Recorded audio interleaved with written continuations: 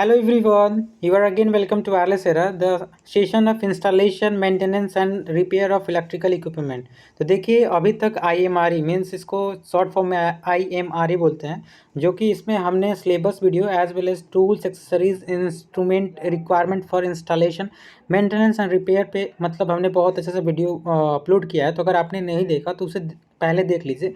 And then इस video में हम इंडियन इलेक्ट्रिसिटी रूल के बारे में डिस्कस करेंगे, जो कि आपके पॉइंट मतलब एग्जाम पॉइंट ऑफ व्यू या आपकी कंपटीशन पॉइंट ऑफ व्यू से बहुत इंपॉर्टेंट है इंडियन इलेक्ट्रिसिटी रूल। तो चलिए विदाउट फर्दर डिले इस वीडियो को स्टार्ट करते हैं। तो इस वीडियो में हम इंडियन इलेक्ट्रिसिटी रूल पढ़ने वाले हैं। तो सबसे पहले देखिए, Indian electricity rule 1956 was made under section 37 of the Indian electricity act 1910।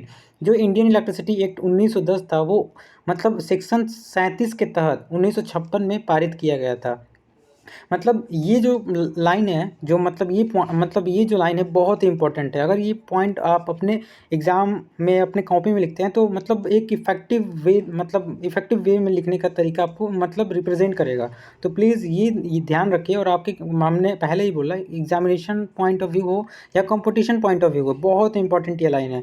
जो इंडियन इलेक्ट्रिसिटी रूल था 1957 under section 37 Indian electricity rule act 1910 मतलब 1910 में इसे पारित किया गया था और सेक्शन 37 के तहत। और इसे जो इंडियन इलेक्ट्रिसिटी रूल था इसको रीडिफाइन किया गया after enactment of electricity act 2003 में इसे रीडिफाइन किया गया। और इसका मेन मतलब मोटिव क्या होता है, मेन जो प्रोविज़न क्या होता है, सेफ्टी एस्पेक्ट होता है। मतलब कैसे हम किसी चीज़ का सुरक्षा करें, licensing provision appointment and inspectors, मतलब कैसे जो भी बड़े बड़े चीज़ होती हैं, जैसे ट्रांसफार्मर होता है तो ट्रांसफार्मर होता है या ट्रांसमिशन लाइन होता है, डिस्ट्रीब्यूशन होता है, उसमें कुछ रूल्स होती हैं तो वो इंडियन इलेक्ट्रिसिटी रूल के अंदर आती हैं।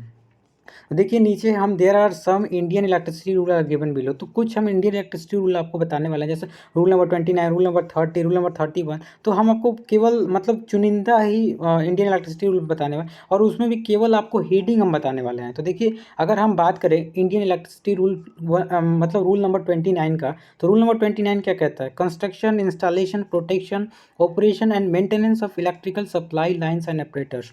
मतलब जहाँ भी कंस्ट्रक्शन हो, इंस्टॉलेशन हो, प्रोटेक्शन हो, operation maintenance of electrical supply line operators, मतलब जो भी लाइन के ऑपरेटर्स हैं उसके कंस्ट्रक्शन इंस्टॉलेशन प्रोटेक्शन के बारे में मतलब केवल इलेक्ट्रिकल सप्लाई मतलब ये रूल के तहत आता है। तो रूल नंबर 29 में क्या होता है, construction installation protection operation maintenance of electrical supply line and operators. मतलब रूल नंबर अगर 29 हम पढ़ते हैं तो ये मतलब रूल नंबर 29 में हम इंडियन इलेक्ट्रिसिटी रूल में ये मतलब फॉलो होता है। तो अगर आप ये केवल हेडिंग पढ़ते हैं तो आप एग्ज़ाम में इसके नीचे भी सब हेडिंग बना के आपको लिखना होगा। केवल ये हेडिंग आपको हम बता रहे हैं जिससे कि आपको याद करने में मतलब आसानी हो। तो रूल नंबर 29 आपने देखा। उसके बाद अगर रूल नंबर 30 की हम बात करें तो रूल नंबर 30 किसके लिए होता है, service lines and operators on consumer premises. मतलब प्रेमिसेस मीन्स घर होता है, जो कंज्यूमर का घर होता है उसमें सर्विस लाइन्स और ऑपरेटर्स के लिए हम रूल नंबर 13 को पढ़ते हैं। अगर रूल नंबर हम 31 की बात करें तो रूल नंबर 31 जो होता है कटआउट कंज्यूमर प्रेमिसेस, जो मतलब कंज्यूमर के घर होते हैं उसमें कटआउट लगा है कि नहीं लगा है उसके लिए मतलब नीचे अभी सब हेडिंग है, बहुत ज़्यादा मतलब रूल है। मतलब कटआउट कितने दूरी पे लगने चाहिए, कटआउट में क्या होना चाहिए, तो ये इसके सब हेडिंग है। तो केवल हम आपको हेडिंग बता रहे हैं क्योंकि अगर आपको केवल हेडिंग अगर मालूम है तो आप सब हेडिंग लिख सकते हैं। तो रूल नंबर 31 क्या है, कटआउट के लिए कंज्यूमर प्रेमिसेस, मतलब जो कंज्यूमर है उनके घर में कटआउट होना चाहिए। रूल नंबर 33 क्या कहता है, अर्थ टर्मिनल ऑन कंज्यूमर प्रेमिसेस, मतलब जो कंज्यूमर हैं उनके घर में अर्थिंग होना चाहिए, मतलब अर्थ टर्मिनल होना चाहिए। अगर रूल नंबर 35 की बात करें तो कजेशन नोटिस होता है, मतलब खतरे का नोटिस होना चाहिए, जो ट्रांसमिशन लाइन होती है उसमें खतरे का नोटिस होना चाहिए। रूल नंबर 36 की बात करें तो handling of electrical supply line operators, मतलब जो इलेक्ट्रिकल लाइन हैंडलिंग होती है, मतलब एक स्थान से दूसरे स्थान पे उसको स्थानांतरित करते हैं, तो रूल नंबर 36 में इसके बारे में दिया गया है। तो मेरे कहने का मतलब अगर रूल नंबर 36 को आप डिटेल में पढ़ेंगे तो handling of electrical supply line operators के बारे में बहुत ही डिटेल में जानेंगे। तो हम आपको केवल हेडिंग बता रहे हैं जिससे जो कि मतलब मेन है वही हेडिंग हमने लिया है, जो कि आप याद रख सकते हैं और जब आपके एग्जाम में आए तो आप लिख सकते हैं। अगर हम रूल नंबर 40 की बात करें तो स्ट्रीट बॉक्स के बारे में होता है, जो स्ट्रीट बॉक्स आपके गली में लगा होता है उसके बारे में रूल नंबर 40 मतलब बताता है। अगर रूल नंबर 44 की बात करें तो instruction for restoration of person suffering from electrical shock, मतलब जो इलेक्ट्रिक शॉक लगता है पर्सन को उससे कैसे हम रिस्टोर मतलब उससे उसको कैसे हम मतलब रिस्टोर करें, जब इलेक्ट्रिक शॉक लगता है तो उसके लिए क्या रूल्स होते हैं, कैसे मतलब उसको ट्रीटमेंट करें, तो रूल नंबर 44 में दिया हुआ है। अगर रूल नंबर 45 की बात करें तो precaution to adopt the consumer owners electrical contractor electrical workman and supply, जो इलेक्ट्रिशियन होते हैं उनके बारे में प्रिकॉशन दिया होता है, मतलब कौन कौन से प्रिकॉशन उनको अडॉप्ट करना चाहिए, जो मतलब इलेक्ट्रिकल मतलब इलेक्ट्रिशियन होते हैं जब इलेक्ट्रिसिटी पे काम करते हैं चलती हुई लाइन पे, तो रूल नंबर 45 पे है। अगर रूल रूल नंबर 46 की बात करें, देखिए आई एम श्योर कि आपको ये सेशन जो है बोरिंग लगेगा, लेकिन बोरिंग लगेगा तो क्या, ये रूल है, रूल में कोई कंसेप्ट नहीं है जो हम आपको समझा सकते हैं, आपको याद ही करना होगा। मतलब सीधे से बोले तो आपको ये रटना होगा, जो भी रूल है आपको रटना होगा कि रूल नंबर 45 क्या कहता है, रूल नंबर 46 क्या कहता है।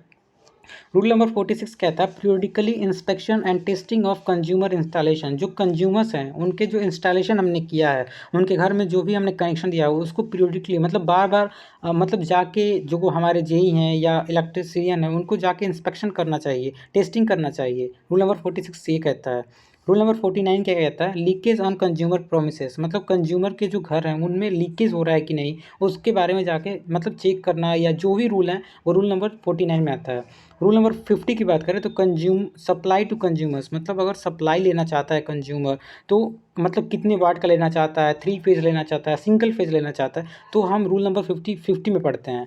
अगर रूल नंबर 51 की बात करें तो provision application to medium and high extra voltage, मतलब जो मीडियम है हाई एक्स्ट्रा वोल्टेज है उसके बारे में एप्लीकेशन क्या है, प्रोविज़न, तो वो हम रूल नंबर 51 में पढ़ेंगे।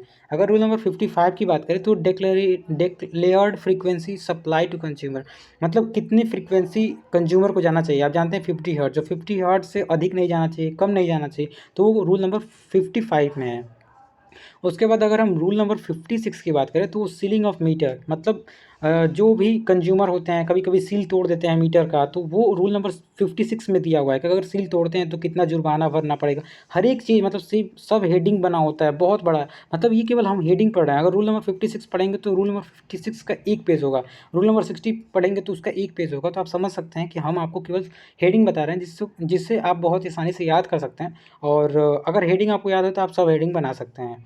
अगर रूल नंबर 60 की हम बात करें तो रूल नंबर 60 जो होता है test for resistance of insulation, मतलब जो हमारे केबल में इंसुलेशन लगा होता है उसके टेस्टिंग के लिए रूल नंबर 60 होता है। रूल नंबर 61 की बात करें तो कनेक्शन विथ अर्थ, मतलब अर्थ से कनेक्शन है या नहीं, हम रूल नंबर 61 में पढ़ते हैं। अगर रूल नंबर 64 की बात करें तो use of energy at high and extra high voltage, जो हाई वोल्टेज और एक्स्ट्रा हाई वोल्टेज होता है उसका रूल जो होता है वो 64 में होता है। एंड देन हम रूल नंबर 65 की अगर बात करें तो रूल नंबर 65 जो होता है वोल्टेज टेस्ट से रिलेटेड होता है। रूल नंबर 69 जो होता है पोल टाइप सब स्टेशन, जो सब स्टेशन आपने देखा होगा आपके घर के आसपास होता है पोल टाइप, वो रूल नंबर 69 में होता है कि मतलब कितने केवी तक हम पोल टाइप सब स्टेशन को इंस्टॉल कर सकते हैं, उसमें क्या क्या मतलब इक्विपमेंट लगी होती है, सब रूल जो होता है रूल नंबर 69 में दिया होगा। रूल नंबर 70 की बात करें तो कंडेंसर से होगा, मतलब जो आपने कंडेंसर मशीन में पढ़ा होगा या जो भी आप कंडेंसर के बारे में जानते हैं, मतलब जो आपके मतलब लैगिंग लोड को लीडिंग लोड में बनाता है, तो वो रूल नंबर 70 में पढ़ते हैं।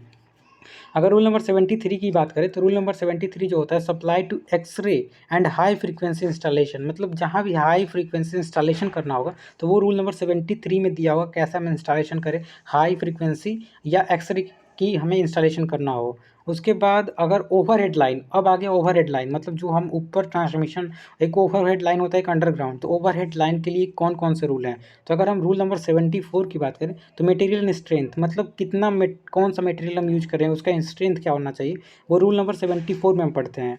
रूल नंबर 75 में हम जॉइंट के बारे में पढ़ते हैं कि कौन कौन से जॉइंट हमारे ओवरहेड लाइन में लगे होते हैं।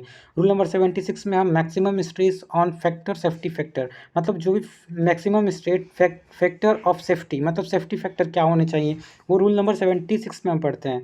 रूल नंबर 77 में हम क्लियरेंस पढ़ते हैं, ग्राउंड एंड लोवेस्ट कंडक्टर, जो हमारा मतलब ओवरहेड लाइन होता है, जैसे ओवरहेड लाइन ये जो जा रहा है और ये ग्राउंड है, इसके बीच में क्लियरेंस, मतलब कितना क्लियरेंस होना चाहिए, जो कि सेकेंड चैप्टर में बहुत ही अच्छे से हम आपको बताने वाले हैं, तो वो हम रूल नंबर 77 में पढ़ते हैं। एंड देन रूल नंबर अगर 78 की बात करें तो ये कंडक्टर एंड ट्रोली कंडक्टर के बीच में होता है।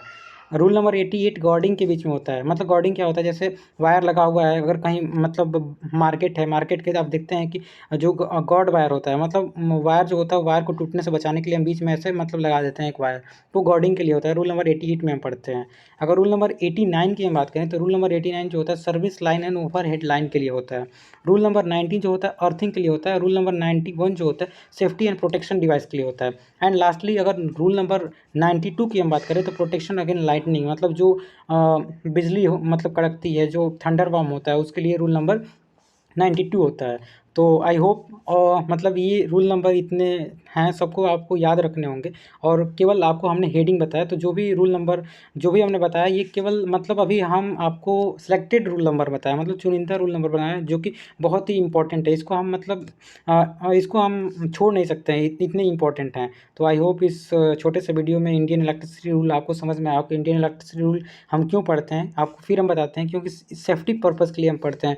और मतलब सेफ्टी पर्पज़ के लिए पढ़ते हैं कि इंडियन इलेक्ट्रिसिटी रूल में सब लिखा हुआ है कि मतलब कब, कैसे, कितना, मतलब क्या होना चाहिए, कैसे हम सेफ्टी पर्पज़ को बनाए रखें। तो ये इंडियन इलेक्ट्रिसिटी रूल में लिखा हुआ है। तो आई होप इस वीडियो से आपको बहुत अच्छे से समझ में आ गया हो इंडियन इलेक्ट्रिसिटी रूल। अगर आ गया हो तो प्लीज़ वीडियो को लाइक, शेयर एंड सब्सक्राइब कीजिए। और आगे आने वाले वीडियो में हम प्रिवेंशन ऑफ एक्सीडेंट आर्टिफिशियल, मतलब किसी व्यक्ति को अगर इलेक्ट्रिसिटी से शॉक लगता है तो उसको कैसे हम बचाएंगे, उसके आगे वीडियो हम लेक्चर में पढ़ेंगे। तो लास्टली थैंक यू।